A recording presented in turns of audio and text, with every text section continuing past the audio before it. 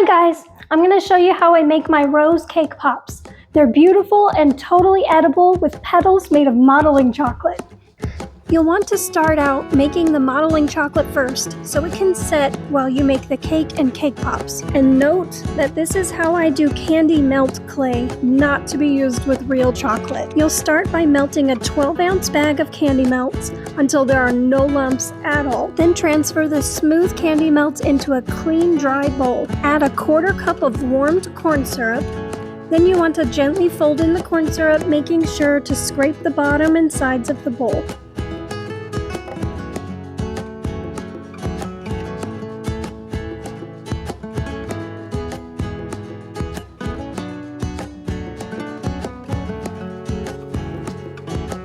Now the part that I do differently is I'll take it out of the bowl and basically massage as much of the fats out as possible.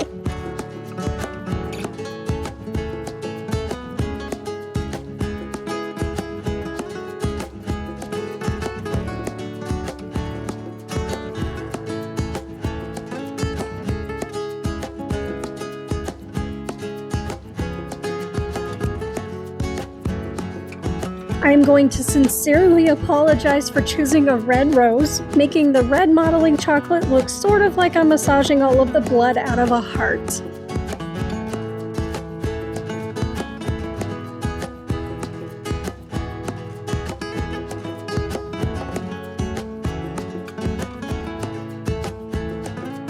But once you get a decent amount of the fat out of it, wrap it in some plastic wrap and throw it in the fridge for about an hour or two, or you can leave it at room temperature overnight. While that's setting, you can make your cake pop dough. Instead of round balls, you'll want to make a rough strawberry shape. It doesn't have to be pretty or perfect since it'll be totally covered up by petals.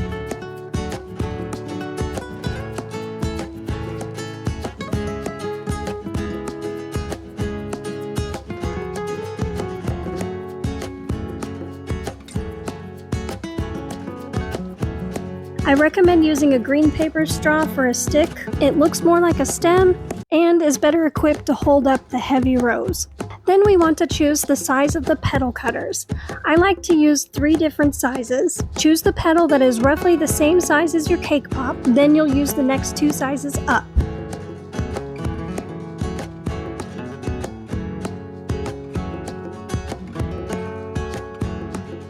Once your modeling chocolate is totally cooled and pretty firm, you'll break off a manageable piece and start massaging and kneading it until it's totally smooth and pliable.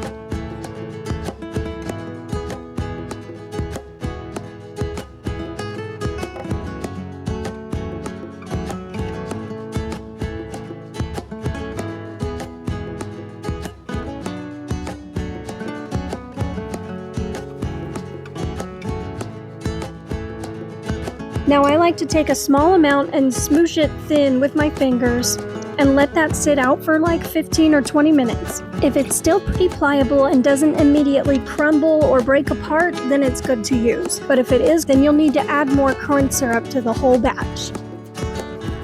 Now grab 2 sheets of wax paper and put a manageable sized pliable chocolate between them.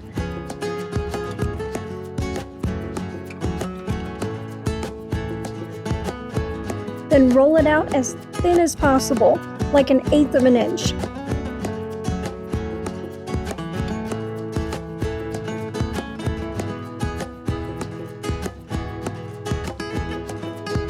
Then cut plenty of all 3 sizes of petals.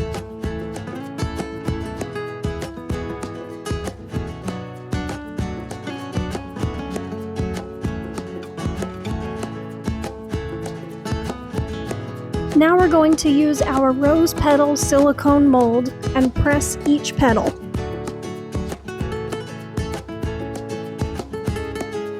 If it doesn't imprint well, then hold the petal in your hands for 3 seconds to soften it first. Don't warm it too much though, it'll be too soft. Next, we'll roll the tips of the petals with the round tip modeling tool.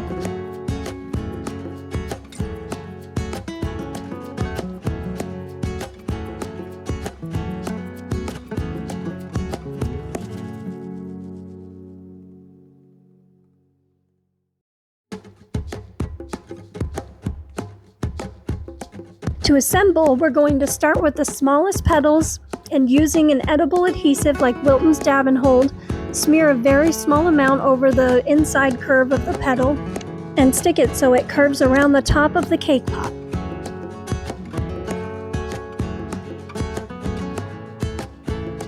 Then the next petal will be a little offset from the first so they overlap and move around the cake pop.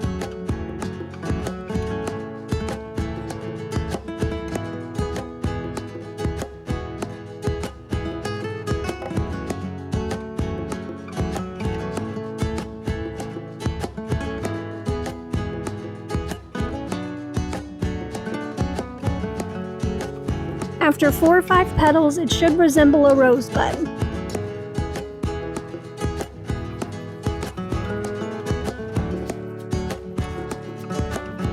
Now we'll do the same thing with the middle-sized petals, going around and around, overlapping each petal with the next and getting closer and closer to the bottom.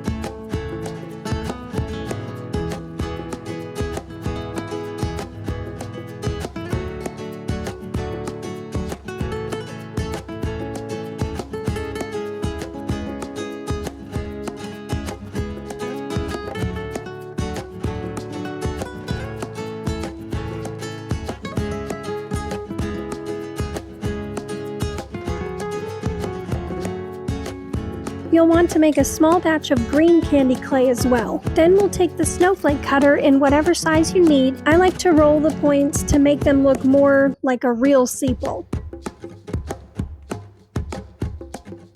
Put it on the bottom of your rose with the glue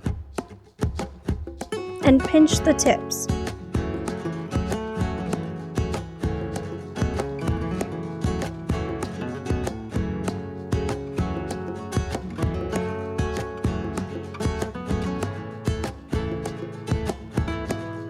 I also like to add a little bit of shine spray to finish it off. I know they're a bit of work, but they're totally worth it. They're fantastic for every occasion and a total crowd pleaser. Enjoy!